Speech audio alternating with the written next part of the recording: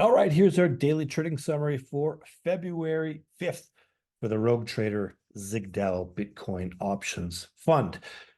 Things are going pretty good. It's been pretty quiet over the weekend. We didn't do a recording on Friday because it was dead. We were kind of waiting until the evening to see if something happened. Not much happened. And then it was the weekend. Nothing happened at all. A little bit of movement this morning. We had about $1,000 range. Nothing too much. Some of the other discretionary accounts, I was taking some trades. In this account, not so much. We did, however, we threw out some orders here, 41,500 puts, looking to get some fills there. I think we're adding to, we're balancing out calls and puts, short calls and puts on different strikes. So we're nice and balanced. It's nice for the margin engine. We like that. So we just filled in some gaps here and there, maybe the 16th. I think the 9th we were already short 3 on each side. Is where we're pretty happy with that. But really, other than that, we weren't doing too much. Now, I see we're a little bit disbalanced here on the 23rd, but we're not going to adjust that just yet. Our concern, or not a concern, was, hey, we've got low vols, right? If we take a look at the volatility index, let me go to the, not the minute, we'll go to the hourly. Now, we had a bit of move up in vol this morning, but since kind of leveled off. You don't want to be selling too much vol and then have vol go from 43 to 47 or 55 or something crazy. And then you're constantly having to roll out and adjust and manage things. It's a real pain in the butt. So when vol comes down relative to the asset, you want to lower your expectations. We try to make about a half a basis point a day in theta. That's kind of our goal here. We can see the volatility surface is looking pretty damn normal compared to what we're used to seeing. Bitcoin almost always has a skew to the upside on the longer dated expiries. Let's just go over to the I get the chart there. How much? Where's our theta? I need to go to options. So if we take a look here at theta, we're looking about $38 a day. We're making pretty close to half a basis point. Pretty happy with that. That's the theoretical amount we're making every day. We are stuck in the range, so there's no for the time. Range is always break. Of course, we can see here's the weekend. Nothing happened. We had a little move up this morning, or this afternoon. I sold some calls up here and some other accounts. Took a move down. I sold some puts down here. Why not?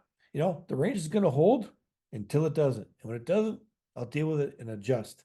Right now, we've got pretty steady. It's basically institutional trading right now. Not much happening on the weekends because it's just institutional, these ETFs.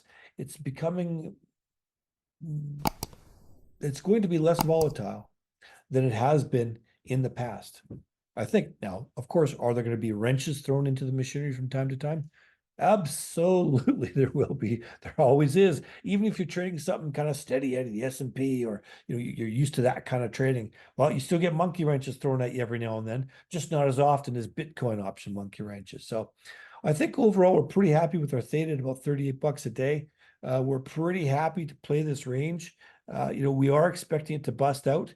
If it does come down, I'm going to lean heavily on that 40K mark. I don't know if these ETFs are really going to let the asset fall much below that. They could, who knows? We'll do everything as spreads, limited risk. I'm still more inclined to see this thing grind up over time. That's what I kind of expect. I wouldn't be surprised, by the end of the month, end of March, we're in the high 40s. People are starting to think about 50,000. There's a lot of open interest up there, a lot of open interest at 45,000 as well. So I don't want to run on too long. This is the trading summary for today. We didn't do too much. We just filled in some gaps, brought up our theta a little bit, about 10, $15 a day from where it was. And we're just going to sit on our hands and wait for opportunities. As vol sellers, you want to wait for those opportunities. And when vol is high, you want to sell as much as you can possibly tolerate while maintaining good margin discipline. So that's it for today, January 5th. Be sure to, like and subscribe, or check us out on Patreon, and you can follow our live streams every single day, or every single weekday, where we do at least one live stream per day. All right, catch you tomorrow. Hey, and thanks for watching our daily summary video. For those of you who want to learn more, I would invite you to come and watch the full videos. These full videos are where Richard and I sit down every day, sometimes multiple times per day. We discuss the market, the metrics, our account, everything you can possibly imagine, and we execute the trades in real time. You get to see it all. Where else could you see professional fund traders do this in an account specifically set up for you, the viewer, to learn all the tips and tactics we've learned over the last 50 years combined? Now, this is for silver members and above. If you go to roguetrader.academy, silver members and above get access to this live stream every day, as well as the recordings. On top of that, there's a weekly Ask Me Anything call. And as the name implies, you can ask us anything. Plus, you get access to all of our courses. We put out a new course every 3 or 4 months approximately.